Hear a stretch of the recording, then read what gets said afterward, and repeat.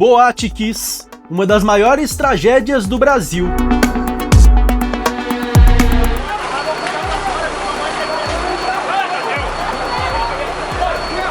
E o cheiro inesquecível de fumaça, pele e cabelos queimados.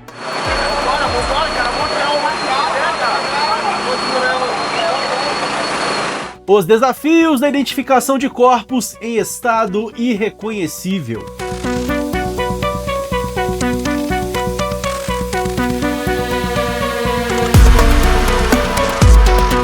Estágios das queimaduras.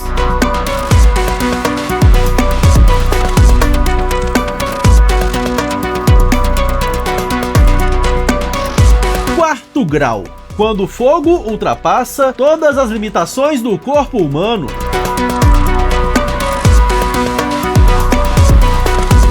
Você assiste a partir de agora Corpos Carbonizados, os desafios forenses e funerários.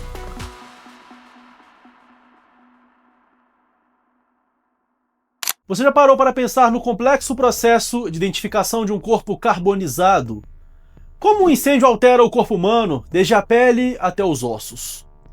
Hoje vamos explorar como as chamas, o tempo e o trabalho dos especialistas revelam detalhes que podem parecer impossíveis de se descobrir.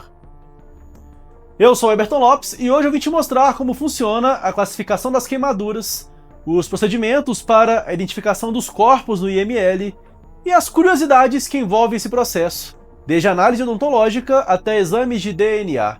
Mas antes de começar eu te peço, deixe seu like, inscreva-se no canal e ative as notificações.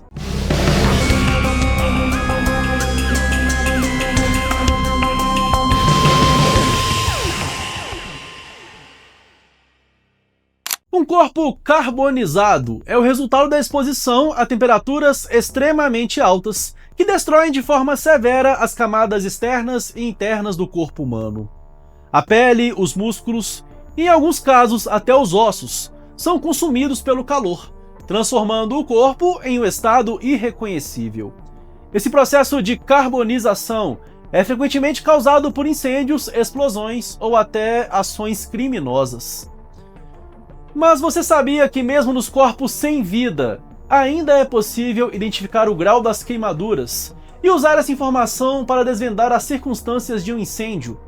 No contexto forense, análises detalhadas das lesões térmicas ajudam a reconstruir o que aconteceu antes e durante o episódio que levou à morte da vítima.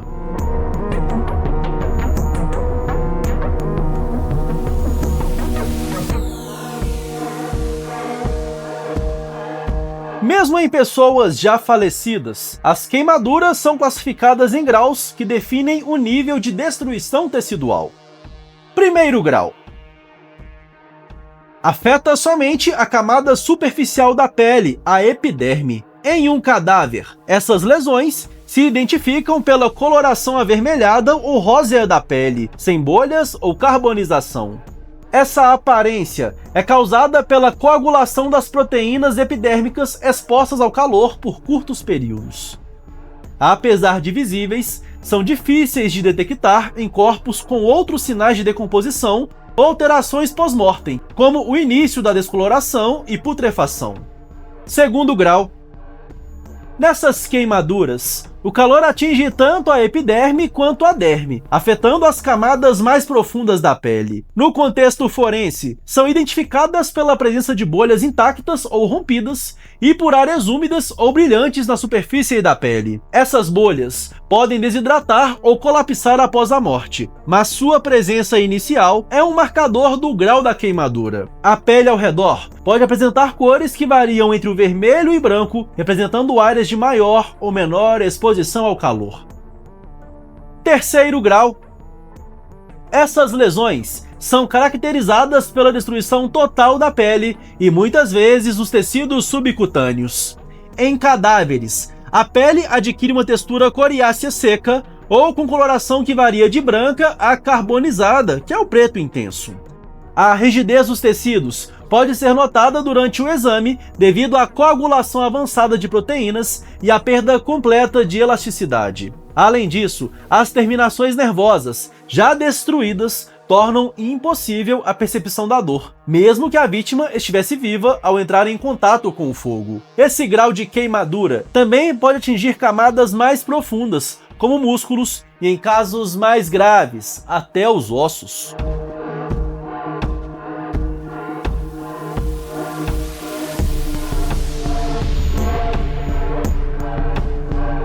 Além disso, há uma categoria extra no contexto forense, que é rara e terrível.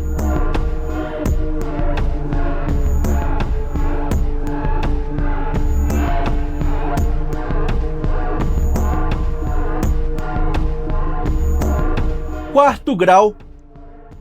Queimaduras de quarto grau ultrapassam todas as camadas da pele e atingem músculos, tendões e até ossos, que sofrem calcinação parcial ou total devido ao calor extremo. Em cadáveres, essas lesões são representadas pela completa carbonização do corpo, com exposição e queimadura de estruturas ósseas. A análise forense desse grau de queimadura pode revelar muito sobre a intensidade e o tempo de exposição ao fogo, além de informações sobre a posição do corpo no momento do incêndio.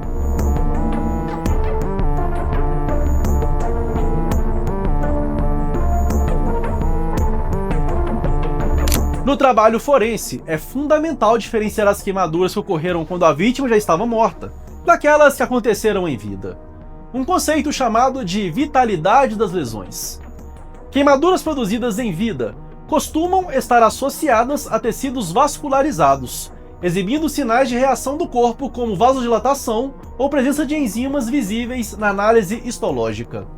Em corpos mortos, esses sinais estão ausentes, e as lesões são formadas unicamente pela ação térmica sobre o tecido inerte.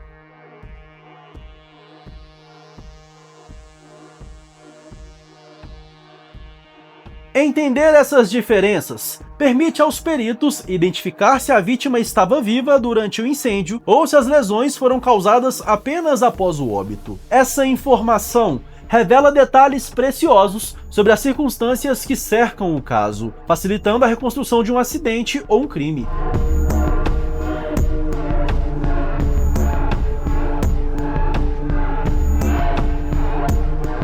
Você já imaginou como o cheiro de um corpo carbonizado pode ser intenso, penetrante e inesquecível?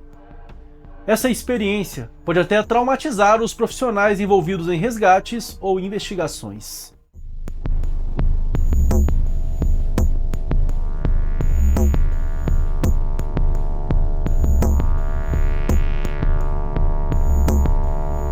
O processo de carbonização do corpo humano é químico e altamente destrutivo, criando uma mistura complexa de vapores e gases que liberam odor único e extremamente forte. À medida que o calor extremo age sobre o corpo, uma série de processos começam a ocorrer. Proteínas e gorduras. A altíssimas temperaturas, as proteínas do corpo humano começam a se desnaturar, ou seja, perdem sua estrutura original.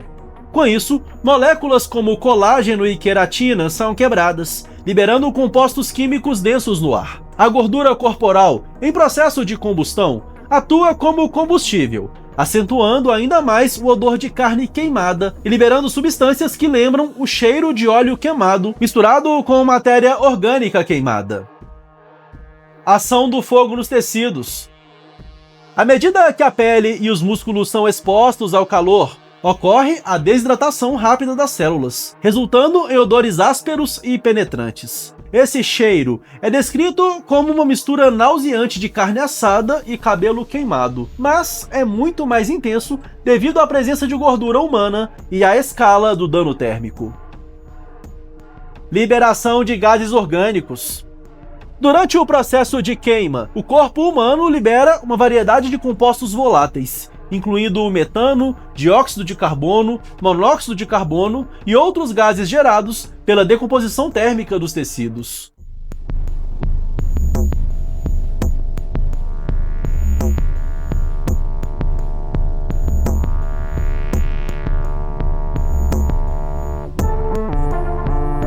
Além do impacto visual que uma cena dessas representa, é impossível ignorar o aspecto olfativo. O cheiro persiste por horas ou até mesmo dias no local, mesmo após o controle do incêndio.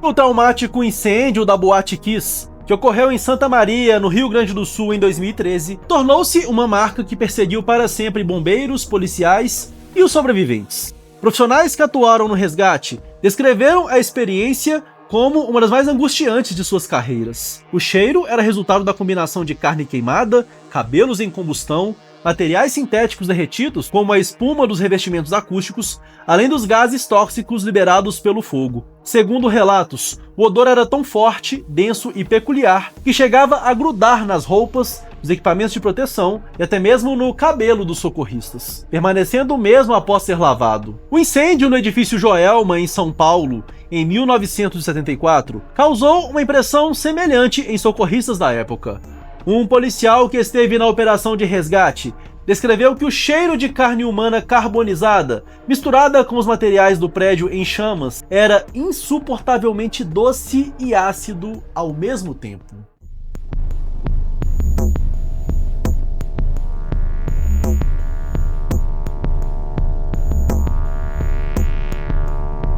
Esses episódios demonstram não apenas o impacto sensorial que o cheiro de corpos carbonizados causa, mas também revelam o peso emocional e psicológico que esses profissionais carregam para realizar o árduo trabalho de lidar com situações extremas.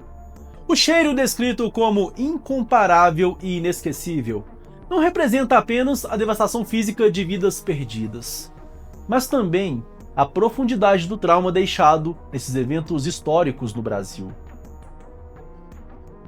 Agora vamos nos aprofundar nos procedimentos legais. Uma das etapas mais delicadas em cenas de incêndio é a remoção dos corpos. Além do respeito necessário à dignidade das vítimas, esse processo exige técnicas extremamente precisas para garantir a preservação das evidências e a segurança de todos os profissionais envolvidos. Para quem olha de fora, pode até parecer simples, mas cada detalhe dessa etapa é crucial para a investigação forense e para os procedimentos legais que seguem.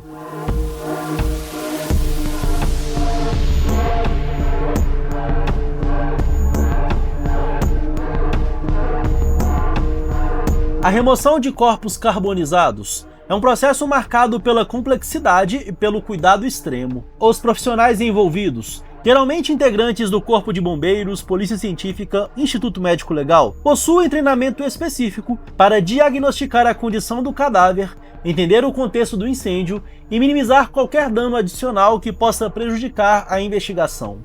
Os profissionais que participam da remoção dos corpos devem utilizar EPIs completos, incluindo máscaras respiratórias com filtragem avançada.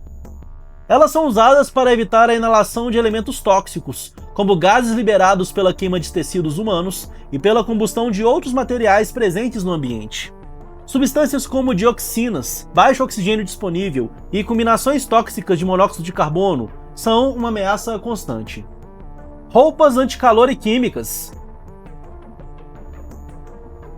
são projetadas para proteger a pele contra resíduos quentes do local, como cinzas ou metais fundidos, e o contato com substâncias que podem causar intoxicação ou irritação. Luvas e botas resistentes.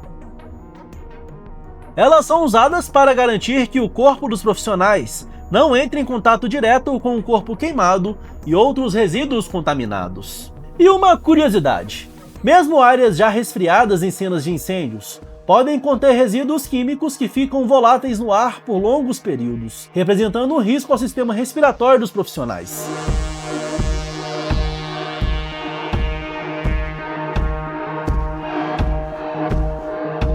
Corpos carbonizados têm sua estrutura física extremamente frágil, muito diferente de corpos preservados em outras condições de óbito. A ação do calor extremo desidrata os tecidos, coagula proteínas e fragiliza os ossos, que podem rachar ou se desintegrar sob pressão. Isso torna o manuseio especialmente delicado.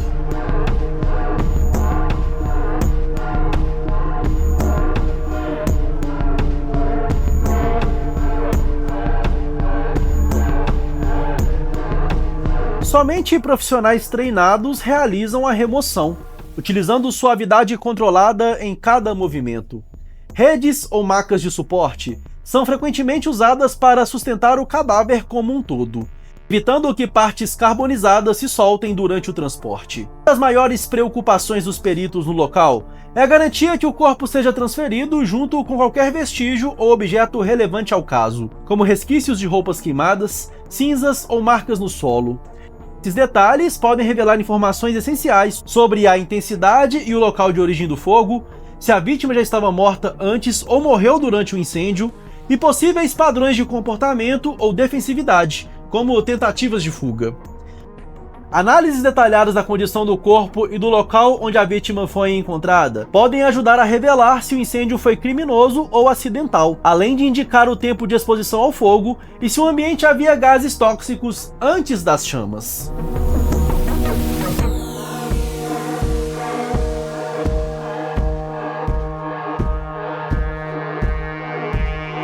Após a remoção do local, é iniciada uma das fases mais sensíveis e importantes do processo: o envio do corpo ao IML para necropsia e identificação.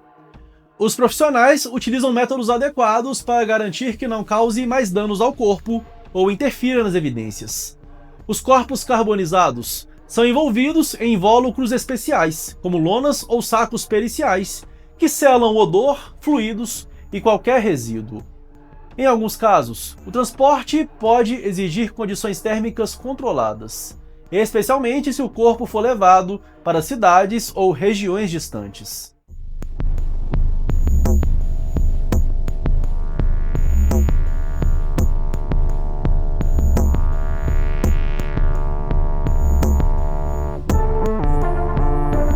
Quando o fogo altera a aparência do corpo, a tarefa de identificá-lo pode parecer impossível, mas, felizmente, a ciência forense possui técnicas que permitem revelar a identidade da vítima. No Instituto Médico Legal, os métodos de identificação de corpos carbonizados envolvem análise odontológica. A estrutura dos dentes reage bem a altas temperaturas e oferece dados suficientes para comparação com registros dentários. Exames de DNA. Mesmo em corpos quase completamente queimados, ossos e dentes podem fornecer amostras viáveis de material genético. Impressões digitais. Em casos mais raros, tecnologias mais avançadas podem preservar as impressões mesmo após danos extremos.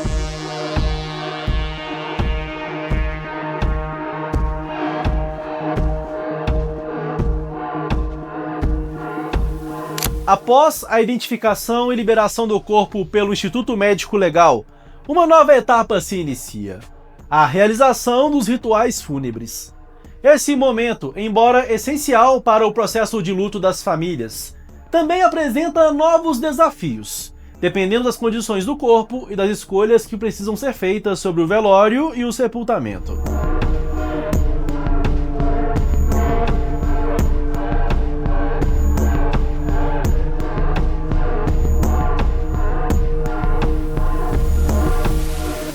A condição em que o corpo foi encontrado é um dos principais fatores que norteiam o tipo de cerimônia fúnebre a ser realizada.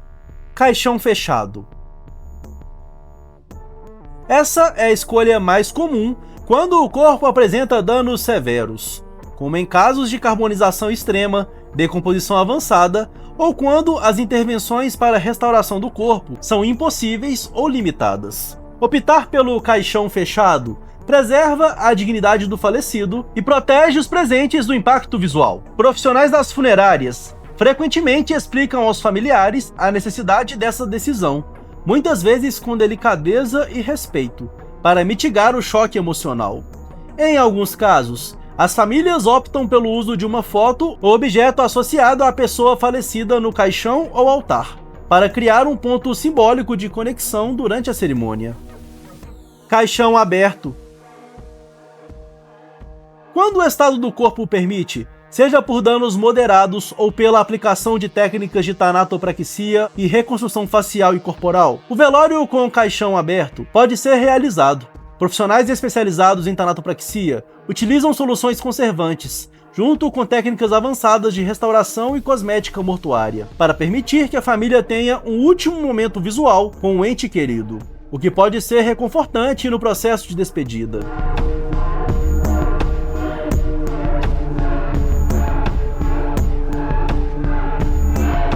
No entanto, mesmo após a decisão entre caixão fechado ou aberto, as funerárias enfrentam um conjunto de desafios técnicos, emocionais e legais ao cuidar do corpo.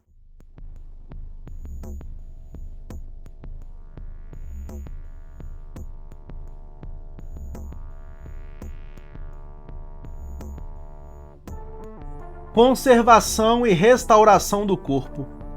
Em muitos casos, mesmo para corpos carbonizados, o cuidado técnico não cessa com a liberação do corpo pelo IML. Tanatopraxista enfrentam situações onde é necessário estabilizar o corpo para evitar odores, vazamentos indesejados ou deterioração durante o período entre o preparo e o velório. Isso inclui a aplicação de soluções químicas para retardar o processo de decomposição e a reconstrução visual de partes afetadas. Odor e sanitização. Dependendo do estado avançado de danos no corpo, a eliminação de odores pode ser extremamente desafiadora, especialmente em corpos carbonizados ou quando há putrefação associada. Câmaras frias e produtos neutralizadores de odor são essenciais para preparar o corpo antes da cerimônia, garantindo que o ambiente do velório se mantenha agradável e respeitoso aos presentes.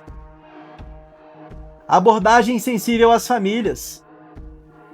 Nesses casos, o suporte emocional é tão importante quanto os procedimentos técnicos. Profissionais das funerárias geralmente são capacitados para lidar com famílias em estado de choque ou em luto profundo. Reuniões são feitas para explicar as condições do corpo, apresentar alternativas para o tipo de velório e responder às dúvidas de maneira mais empática possível. Transporte especializado. Para corpos carbonizados ou expostos a incêndios, o transporte até a funerária ou local do velório deve seguir protocolos sanitários mais rígidos. Em muitos casos, são utilizados caixões hermeticamente fechados para impedir eventuais vazamentos, odores ou exposição a gases tóxicos remanescentes da carbonização.